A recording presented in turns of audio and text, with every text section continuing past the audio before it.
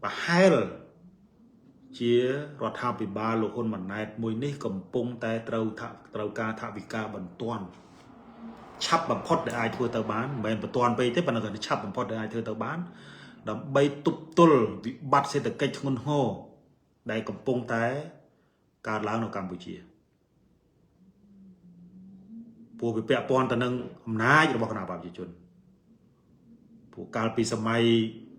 รัฐกัมพูชีบางประคายยืดปีใบคายอันนั้นปรัฐโยลบ้านนะมันตรีดิกาโยลบ้านนะถ้าเยิงเวทมเงือบใจมีสังเกตมันแต่เหล่านี้แต่มันเมียนบางประคายมันเมียนประคายบางมันตรีดิกาจบในแต่ใบบุญคายเรื่องเท่ามาเรื่องเท่ามาจังให้ชมมือเคยฮะมูลเหตุได้จมบอแมนเตนนั่นคือเตะตรงแต่นั่งเรื่องเอาหน้าพีบเศรษฐกิจไงเรื่องการควักขาดทาบิการไงนะได้ยิงอดโปรมโยเรื่องนี้เต้าปราโยนการราชีตผู้ยังดังให้กับการปราโยนการราชีตเราการไปเปลี่ยนนะจังอาจเฟย์เปียกีนี่เลื่อนอ่ะเฟย์เปียกีนี่เลื่อนเราเคลียร์แต่รัฐบิบาปราโยนการเฟย์เปียกีจอจ้าใจพอประย้อยกายเปรย์รวมคนนี้ไอ้บ้านน่ะไอ้ลงแต่พิภพโลกกับปงแต่ขวาขาดเปรย์แต่เนี่ยใจพร้อมนะเนี่ยจังหวะอย่างนี้เชียไว้เด็กชมไว้เด็กชมทุกการสอนฐานให้วิไอถ้าเมียนมูลหายเสียงเทียบเมียนมูลหายเสียงเทียบได้ไอช่วยช่วยแต่หนึ่งมูลหายได้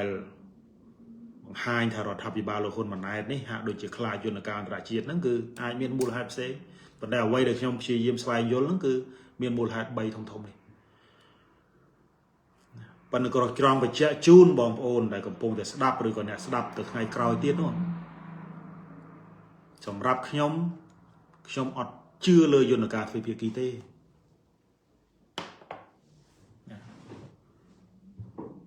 cái nhé vì sầm lót dương là hốt á vì bỏ ma dương là hốt á bỏ bom ôn na che phía xa thay sẽ đập bộ thay này dây sẽ đập neo về phía thay này dây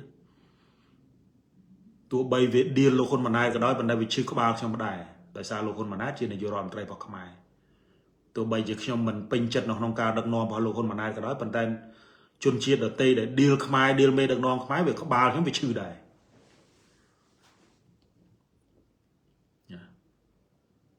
โดยการในจะแสดงวิสาดามนยังรัฐบาลกัมพูชีรัฐบาลโลกมันนัดสนาจองจูบอนุทินเราลองไปประชุมอาเซียนไงที่ผมมวยที่ผมเปิลที่ผมใบเนี่ยเราที่กรุงซิบูประเทศฟิลิปปินส์เนี่ยอนุทินท่าอดเมียนเปลจูบไปเคยวิมเบอร์งี้เนี่ยนอมเปียระบบกองตัวไทยเลยประตูหัววัดนะใบบนกรอบนั่นคือท่านั่งกรอนแต่เกี่ยวกับดดพาวบ่มเพยกองตัวขมายแล้วก็มากองตัวขมายมาจองต่อวาเรื่องใดเนาะเกี่ยวกับดดพาวเคยสำได้ไว้เลยหรือก็ชมนั่งเวีเชื่อมนุษย์มันเมียนแกเอาทายเชียร์เนี่ยนโยบายหรือก็เชื่อมนุษย์ได้มันจ่าภาษาน้องกิจการเงินนโยบายตรอมนังกาประมาณมันบ้านหรือก็โลกคนมันนายเชียเนี่ยยุทธศาสตร์เนี่ยเชียเนี่ยนโยบายจ่าภาษาได้อายตรอมนังกาประมาณระบอบเนี่ยจิตค้างบ้านนั่งชมมันดังได้ปันนักชมอดบ้านเนี่ยก็ปัญหาก็ดอกสลายมันน้อยดาวเลือกรอบคันนอนราชีตมันน้อยดาวเลือกรอบคันมนุษย์ถั่วได้สรบมาวิ่งนะสังคมทารอทาปิบาโลคนมันนายได้เมียนไตตานโยรมันเรคนสารเจเมยุทธศาสตร์นั่นไงปลาหลับใบมวยนี่เจหลับใบได้เตียงไทยประโจตกนองยนต์การราชีต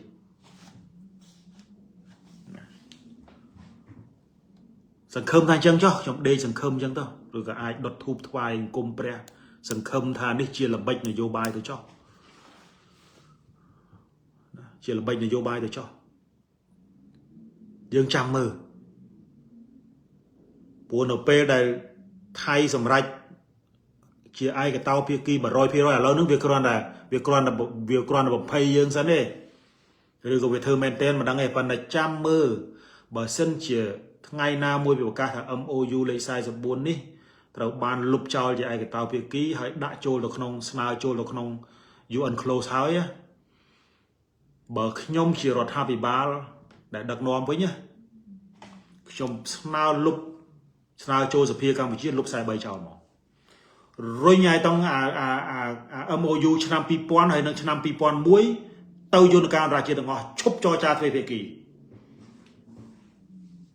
អាហ្នឹងអត់មានណាបន្ទោសទេខ្ញុំក៏លែងបន្ទោសរដ្ឋាភិបាលលោកហ៊ុនម៉ាណែតដែរខ្ញុំក៏លែងរិះគន់រឿងព្រំដែនដែរពូវាជាច្រកតែមួយគត់ដែលអាចទទួលបាននៅយុត្តិធម៌អាចធានាការការពារបូរណភាពទឹកដី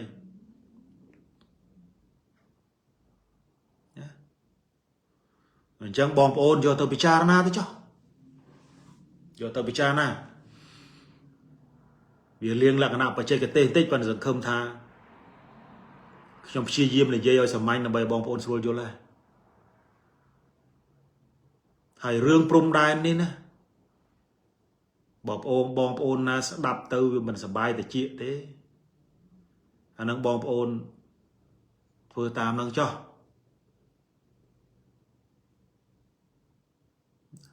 ប៉ុន្តែខ្ញុំសង្កេតឃើញថាមានបងប្អូនច្រើនណាស់ដែលឈឺចាប់មិនខុសពីខ្ញុំទេដែលស្រឡាញ់ទឹកដីមិនខុសពីខ្ញុំប្រមាណទេព្យាយាមទៅតាមអ្វីដែលខ្លួនអាចធ្វើបានដើម្បីជួយរួមចំណែកក្នុងការការពារបូរណភាពទឹកដីមិនមែនហៃអើទៅតាមអ្វីដែលរដ្ឋាភិបាលធ្វើទេខ្ញុំទទួលស្គាល់ហើយថារដ្ឋាភិបាលមានអ្នកយុទ្ធសាស្ត្រមានទីប្រឹក្សារាប់ពាន់អ្នកប៉ុន្តែគ្រាន់តែថាវាមិនដឹងថាវាមិនបានវាចេញទៅច្រកហ្នឹងវាចេញទៅរកតែអាច្រកបាត់បង់ហ្នឹងណាវាចេញទៅរកតែអាច្រកឲ្យគេមើងងាយគេប្រមាថហ្នឹងណាចឹងហើយបានខ្ញុំហ្នឹងមកនិយាយឲ្យវាធូរទៅសៃហើយបងប្អូនអ្នកស្ដាប់ហ្នឹងបានដឹងផង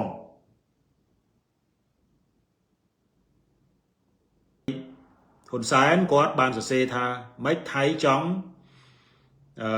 ប្រើអន្តរជាតិទោបនីយកម្មទៅលើទំនាស់ព្រំដែនដីទឹកណាថ្ងៃនេះខ្ញុំនឹងទៅជែកលម្អិតរឿងហ្នឹងអ្វីដែលខ្ញុំចង់ឲ្យបងប្អូនជ្រាបអំពី MOU លេខ44ឬក៏ MOU 2001នេះខ្ញុំឲ្យបងប្អូនយល់ពាក្យពីរសំខាន់ពាក្យទី1គឺ MOU 2001ឬ MOU លេខ44ហើយនឹងពាក្យអន្តរជាតិទោបនីយកម្មប្រហែលជាបងប្អូនខ្លះណាបងប្អូនជាបញ្ញវន្តមួយចំនួនអាចយល់ពាក្យអស់ហ្នឹងប៉ុន្តែខ្ញុំមកសម្រាយឲ្យបងប្អូនជាពលរដ្ឋហ្នឹងស្រួលស្ដាប់បើយើងនិយាយពី MOU លេខ44ឬក៏ MOU 2001គេនិយាយអំពីការបែងចែកព្រំដែនទឹករវាងកម្ពុជានិងថៃជាពិសេសនៅក្នុងសមុទ្រជាមួយនឹងផលប្រយោជន៍នៅក្រោមបាតសមុទ្រជាពិសេសនៅក្នុងតំបន់ត្រួតស៊ីគ្នាហើយរឿងនេះវាកើតមក25ឆ្នាំហើយវាដោះស្រាយវាអត់ចេញណាយើងមិនទាន់និយាយដល់កោះកុដទេយើងនិយាយតំបន់ត្រួតស៊ីគ្នាសិនតំបន់ត្រួតស៊ីគ្នាសិនដូច្នេះបងប្អូនយល់ណាតំបន់ត្រួតស៊ីគ្នាហ្នឹងគឺមានទំហំប្រមាណជា 26,000 គីឡូម៉ែត្រការ៉េហើយគេត្រូវបានគេរកឃើញថាសម្បត្តិនៅក្រោមសមុទ្រហ្នឹងវាមានឧស្ម័នមានប្រេងមានអីទាំងអស់ហ្នឹងវាមានទំហំគិតជាសាច់ប្រាក់ហ្នឹងប្រមាណជា$300,000 លានណាបើសិនជាក្នុងករណីកម្ពុជានិងថៃព្រមព្រៀងគ្នានៅក្នុងការដោះស្រាយជាលក្ខណៈទ្វេភាគីចែកគ្នាស្មើ50វាបានម្នាក់$150,000 លានដែរណាបើនិយាយពីបច្ចុប្បន្ននេះ$150,000 លានវាស្មើនឹង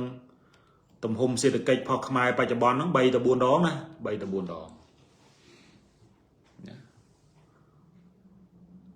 ហើយបើសិនជាក្នុងករណីយកមកបើកប្រាក់ខែមន្ត្រីរាជការ បាន15ឆ្នាំដល់ចាំបាច់យកពន្ធពីពលរដ្ឋទេចាយពីទ្របបាតសមុទ្រ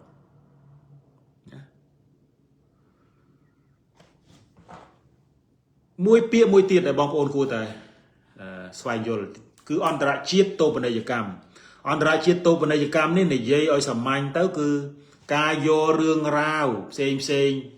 ជាពិសេសអាចចំនួនទ្វេភាគីដែលដោះស្រាយអញ្ចឹងយកទៅដោះស្រាយដោយប្រើប្រាស់យន្តការអន្តរជាតិសាមញ្ញអញ្ចឹងឧទាហរណ៍យើងបងប្អូនឧទាហរណ៍ថាឥឡូវនេះរឿងព្រំដែនខ្មែរថៃឥឡូវយើងបែងចែកជាពីរបើខ្ញុំនិយាយអាហ្នឹងសិនខ្ញុំនិយាយថារឿងព្រំដែនខ្មែរថៃឧទាហរណ៍ថាបើសិនជារាល់ថ្ងៃហ្នឹងថៃវារំលោភបំពានដីយើង40ជាងកន្លែងហើយដីខ្លះហ្នឹងវានៅក្នុងតំបន់សដីខ្លះវានៅក្នុងជាដីកម្ពុជាណាប៉ុន្តែគេដឹងថាជាង40កន្លែងនេះត្រូវបានថៃរំលោភបំពានហើយអញ្ចឹងឧទាហរណ៍ថាខ្មែរថាយើងកម្ពុជាមិនប្រើប្រាស់យន្តការទ្វេភាគី GBC JBC ហ្នឹងទេខ្មែរនឹងយករឿងនេះទៅតុលាការអន្តរជាតិនឹងយករឿងនេះទៅណាក្រុមប្រឹក្សាសន្តិសុខអង្គការសហប្រជាជាតិអានឹងគេហៅថាខ្មែរកំពុងធ្វើអន្តរជាតិតូបនីយកម្មបញ្ហាព្រំដែនរវាងកម្ពុជានិងថៃយល់ទេណាឧទាហរណ៍មួយទៀតថៃរាល់ថ្ងៃនេះព្យាយាមលុប MOU 44ដែលជា MOU មួយគឺប្រើមានន័យថាជា MOU មួយដែលសម្រួលឲ្យកម្ពុជានិងថៃប្រើយន្តការទ្វេភាគីដោយមិនចាំបាច់ត្រូវការភាគីទី3ទេមកដោះស្រាយគ្នាប៉ុន្តែឥឡូវនេះថៃគេថាគេអត់ចង់ប្រើយន្តការទ្វេភាគីទេគេចង់លុបយន្តការទ្វេភាគីដែលជ្រកក្រោមស្លាក MOU ឆ្នាំ2001ហ្នឹងគេឈប់ចង់ប្រើអាហ្នឹងគេយកអាហ្នឹងទៅដាក់នៅក្នុងទៅដោះស្រាយនៅ UN clause ឬក៏រុញឲ្យទៅមានការកាត់សេចក្តីនៅក្នុងតុលាការអន្តរជាតិតែម្ដងអាហ្នឹងយើងហៅថាថៃកំពុងតែធ្វើអន្តរជាតិតូបនីយកម្មចំនួនព្រំដែនទឹកជាមួយនឹងកម្ពុជាទៅប្រើយន្តការអន្តរជាតិយល់អញ្ចឹងយល់ទាំងអស់គ្នាអានេះដូចចង់ធ្វើគ្រូបង្រៀនឡើងវិញបើគាត់ថាព្យាយាម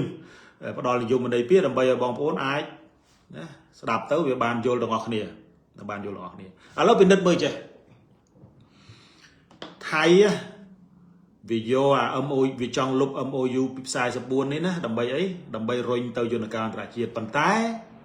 មានបងប្អូនមានចាប់អារម្មណ៍ទេហេតុអីបានថៃមិនយករឿង MOU លេខ43ហេតុអីបានថៃមិនព្យាយាមលុប MOU លេខ43ដែលជា MOU ដើម្បីដោះស្រាយបញ្ហាព្រំដែនគោកជាមួយកម្ពុជានេះយកទៅអន្តរជាតិដោយសារថៃវាបានរំលោភបំពានដីយើងបានមួយចំនួនហើយអញ្ចឹងនៅពេលដែលវាសិនជាថៃរុញអានឹងទៅប្រើប្រាស់យន្តការអន្តរជាតិឬក៏ធ្វើអន្តរជាតិតូបនីយកម្មទំនាស់ព្រំដែនគោកជាមួយកម្ពុជានៅពេលដែលកាត់សេចក្តីថៃអាចចាញ់អាចយកដីមកឲ្យកម្ពុជាវិញអញ្ចឹងហើយថៃធ្វើចរិតមេមន់នៅក្នុងការដោះស្រាយបញ្ហាព្រំដែនជាមួយនឹងកម្ពុជាជាពិសេសមិនព្យាយាមលុប MOU លេខ43ទេទន្ទឹមពេលនឹងរដ្ឋាភិបាលលោកហ៊ុនម៉ាណែតក៏ព្យាយាមប្រើប្រាស់យុទ្ធសាស្ត្រដែលមិនដើរចេញអំពីការចរចាទ្វេភាគីឃើញទេដែលខ្ញុំហៅថាជាយុទ្ធសាស្ត្រអង្គុយចាំគេហៅចរចាសំណួរសួរថាហេតុអីបានជាកម្ពុជានឹងខ្លាចយន្តការអន្តរជាតិម្លេះជួយឆ្លើយគ្នាបងប្អូនថៃយកលុប MOU គម្រោងលុប MOU លេខ44ដើម្បីប្រើប្រាស់យន្តការអន្តរជាតិសំណេររបស់លោកយុវរដ្ឋមន្ត្រីហ៊ុនសែនហាក់ដូចជាគាំទ្រសាស្ត្រាចារ្យម្នាក់ដែលមិនគាំទ្រការលុបនោះបែរជាមិននិយាយបើសិនជាខ្ញុំសំទោសបើសិនជាខ្ញុំណាតែឥឡូវបើលោកឯងលុបអា MOU 44រឿងព្រំដែនសមុទ្រយកទៅឲ្យអន្តរជាតិដោះស្រាយអារឿងព្រំដែនគោកក៏ត្រូវយកទៅអន្តរជាតិដែរមិនបាច់ចរចាទ្វេភាគីទេបិទឈប់ចរចាឈប់ហើយប្រើប្រាស់យុទ្ធសាស្ត្រការពារខ្លួន có mọi việc liên piên mà tiết rồi nhai tao chưa cần chọc chân mà tăng à sai buôn tăng à sai bay à MOU pi pon mui để dân hao nó sọc dưới nè bỏ trôi tại con ba dân hao ấy rồi nhà à MOU pi pon mui tiết tao ăn rạ chiết chụp bật lâu cho cha thuê phía kỳ ba cho miền ca sầm rô xây tiết đi à nâng ban việt xương à nâng ban bằng hai mau po rót thạch dương cầm pung tại miền chia tận na nông ca piên tức đây à lâu ní nó pe để thay rung rương prom đan sầm mót tao ăn rạ chiết có riêng mình sao có riêng mình controlហើយមិនព្យាយាមនិយាយអំពីរឿងការលុប MOU លេខ43ដើម្បីដោះស្រាយបញ្ហាទៅទៀតមិនក៏ខ្លាចម្លេះខ្លាចអយន្តការអន្តរជាតិម្លេះ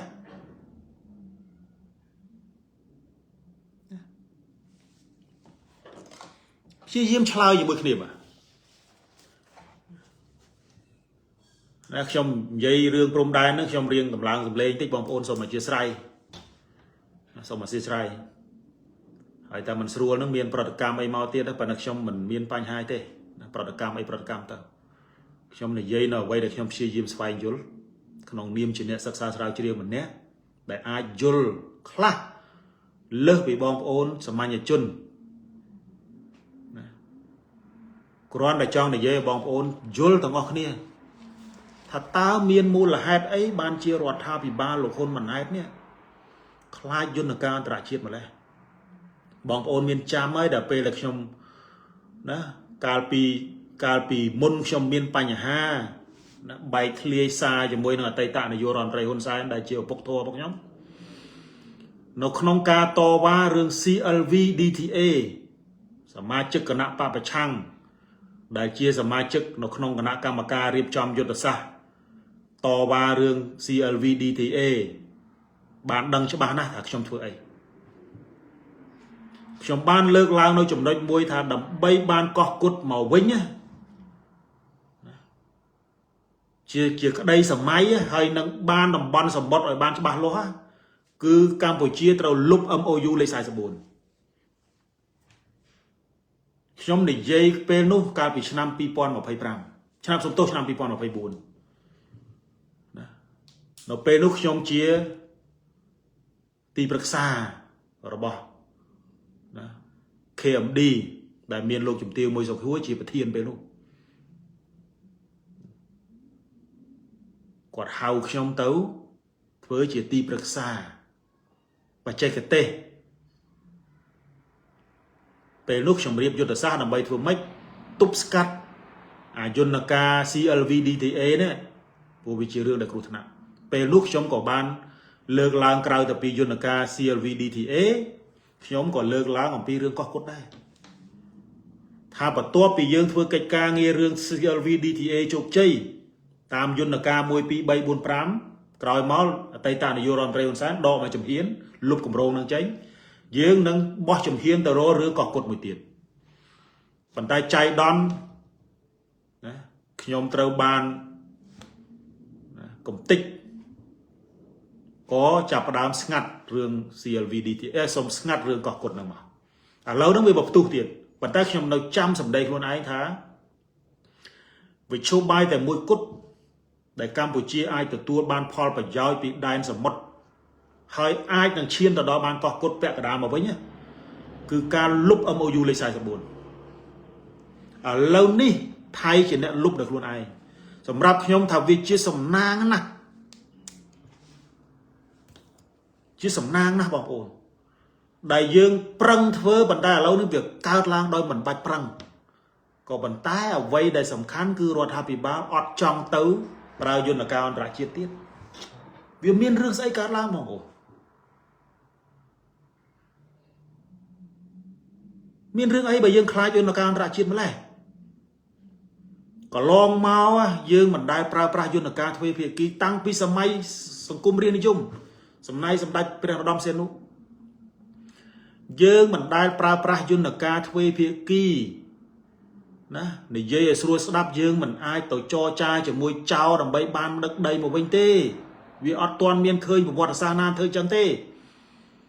dương khai đây là tua ban chục cháyคือdương tayแต่ pra pra ភាគីទី3 ឬក៏យើងហៅថាយន្តការអន្តរជាតិដើម្បីបានទឹកដីមកវិញ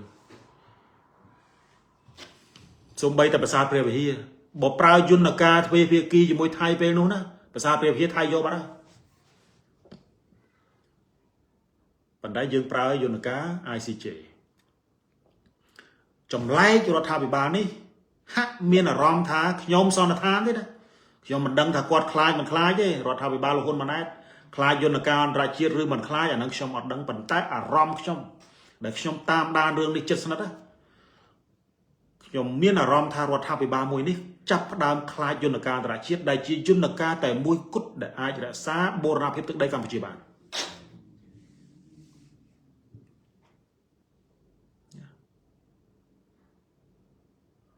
បងប្អូនជួយគិតមើលបើជ្រុលតែថៃនាំរឿងលុប MOU លេខ44ណាបើខ្ញុំវិញណាខ្ញុំលុបអា43នឹងមួយទៀតហើយលុបអា44ហើយលុប43រុញរឿងនឹងទាំងអស់ទៅអន្តរជាតិកាត់នៅតុលាការត្រូវការពេលវេលាតិចប៉ុន្តែក៏ជាមូលហេតុដ៏សំខាន់ទៅប្រាប់ពលរដ្ឋដែរថាចាញ់ឬឈ្នះអាស្រ័យលើតុលាការអន្តរជាតិមិនមែនជាកំហុសរដ្ឋាភិបាលទេរដ្ឋាភិបាលបានប្រឹងប្រែងអស់សមត្ថភាពហើយអានឹងបានវាលយយើងនៅនឹងនៅទ្វេភាគីនឹងល្អណាស់ដោះស្រាយគ្នាជាអ្នកចិត្តខាងល្អ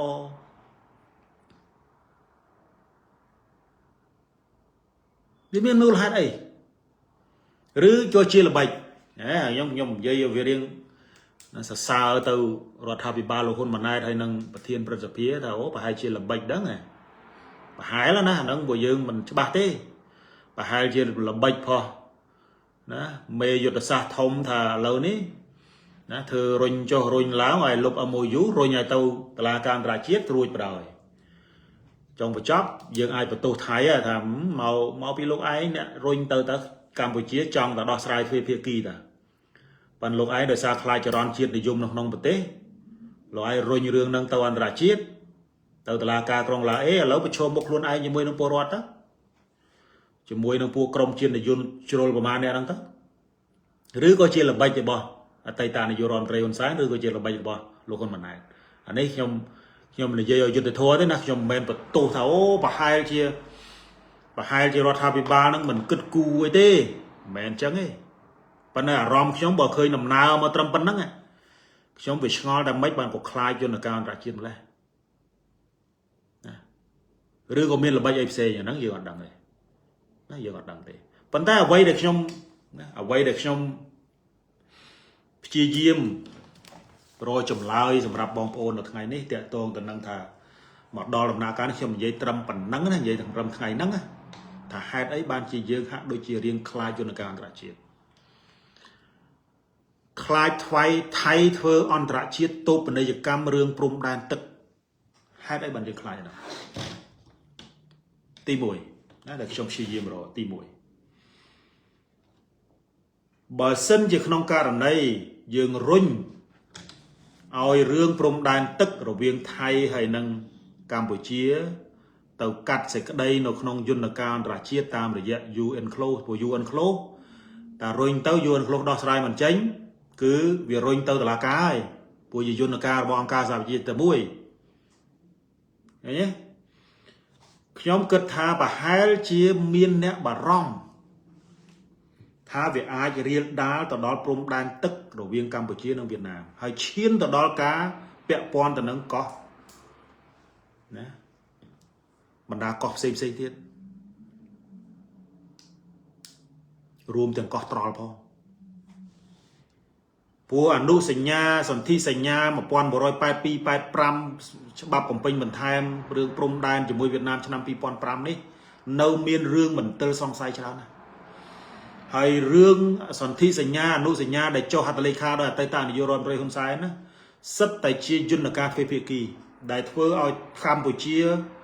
ឈានទៅដល់ការបាត់បង់បូរណភាពទឹកដីមួយចំនួន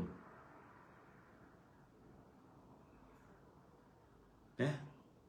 vì ai miên nè bà rom ta ế bà thay vô rương trong đàn tức từ Prao Yunaka ra chia thái cho dân xa rơ rương Việt Nam mà vinh tiền máu của Yunaka thuê phía kỳ nó mơ tới đôi chia thua oi po rọt mình chỉ bảo lo thế miền mình tơ song say rương bồn nào phía tức đây chán nè và hai chuyện nè ai miền nè bà rom vì rương ca riêng đà rương này nó chia sẻ mặt cam trong đấy nè chia chầm lai mối để trong chia diếm tam để dạ ca thua ca son thả tí pì và hai chia rồi thao bị ba lô hôn mà nát miền rom thái dương nó vì ọt miền cái mùa ấy tiệt tê nó lơ tràn ra chia công tâu non từ cái điên đời xa ta rương scam online trâu ban làm break house Cambodia trâu ban Korea house chia ti krong cơ tự cam xây chân tới cái mơ dương nó không bị phụp lô phải cho bón ấy cái mơ Campuchia chia xong ta chiều cơ tự co đó phải không biết là cái trong một dây cho môi dương nó pe là dương thôi chẳng rứa co lô khôn mà này còn khai chẳng năng còn khai chẳng mơ tao dương miền mục miền mọt ấy to tăng ấy nó không chạm ra chia tới cây mùa dương về lẹ pe nếu chia sầm chầm lái để chia ca son thán tí bảy rương muôi đại dương cất thà ai chiên tờ ca bật trán cứ tẹt tông tờ nâng quay đạiរដ្ឋាភិបាលហ៊ុនម៉ាណែតនេះកំពុងតែត្រូវការថវិកាដើម្បីទប់កុំឲ្យមានការដួលរលំសេដ្ឋកិច្ចកម្ពុជាធ្វើម៉េចជំរុញធ្វើម៉េចទាញផលប្រយោជន៍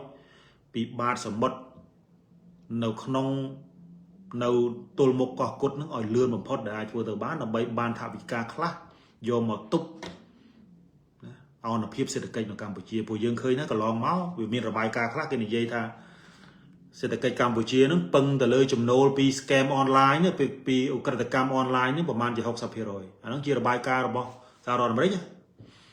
ចឹងឥឡូវនេះនៅពេលដែលអន្តរជាតិវាដាក់សម្ពាធខ្លាំងពេករឿង scam នេះក៏ឃើញថារដ្ឋាភិបាលចាប់ផ្ដើមណាចាត់ការឥឡូវនឹងវាហួសសានវ៉ាដែររដ្ឋាភិបាលលោកហ៊ុនម៉ាណែតនិយាយថាត្រូវកំទេចបោះសម្អាត scam online ហ្នឹងឲ្យអស់មុនខែ4ឥឡូវខែ5ថ្ងៃទី3បើគិតថាយ៉ាងហោចណាស់ក៏ឃើញថា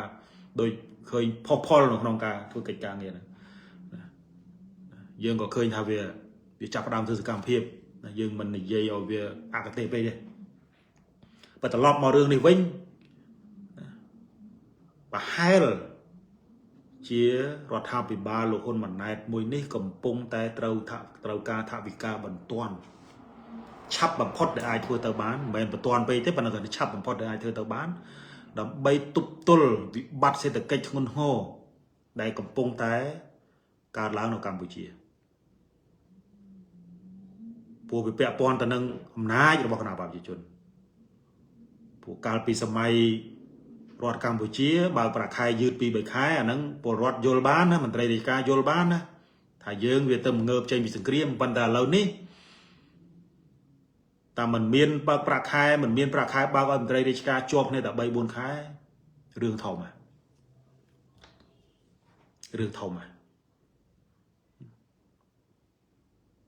ចឹងហើយខ្ញុំមើលឃើញថាមូលហេតុដែលចម្បងមែនទែនហ្នឹងគឺតាក់ទងទៅនឹងរឿងអនុភាពសេដ្ឋកិច្ចឯងរឿងការខ្វះខាតថវិកានេះឯងណាដែលយើងអត់ព្រមយករឿងនេះទៅប្រើយន្តការអន្តរជាតិព្រោះយើងដឹងហើយថាការប្រើប្រាស់យន្តការអន្តរជាតិត្រូវការពេលវេលាណាអញ្ចឹងអាទ្វេភាគីនេះលឿនត្រូវគ្នាតែរដ្ឋាភិបាលប្រើប្រាស់យន្តការទ្វេភាគីចរចាចែកផលប្រយោជន៍កាយប្រេងរួមគ្នាអាចបានហើយអំឡុងតែពិភពលោកកំពុងតែខ្វះខាតប្រេងឥន្ធនៈចេះផងណា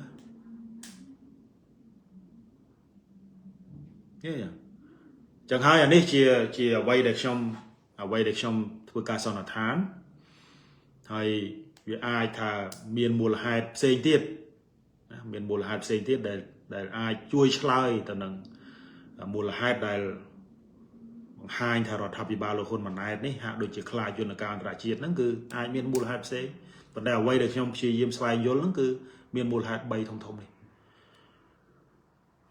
ប៉ុន្តែក៏ក្រំបញ្ជាក់ជូនបងប្អូនដែលកំពុងតែស្ដាប់ឬក៏អ្នកស្ដាប់ទៅថ្ងៃក្រោយទៀតនោះ សម្រាប់ខ្ញុំអត់ជឿលើយន្តការទ្វេភាគីទេ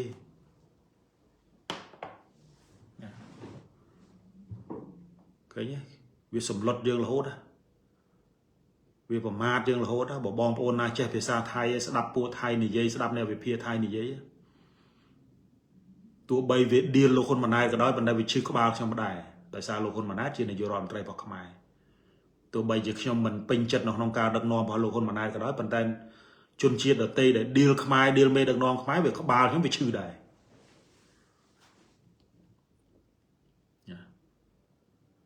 ដោយករណីជាក់ស្ដែងពីសប្តាហ៍មុនអញ្ចឹងរដ្ឋាភិបាលកម្ពុជារដ្ឋាភិបាលលោកហ៊ុនម៉ាណែតស្នើណាចង់ជួប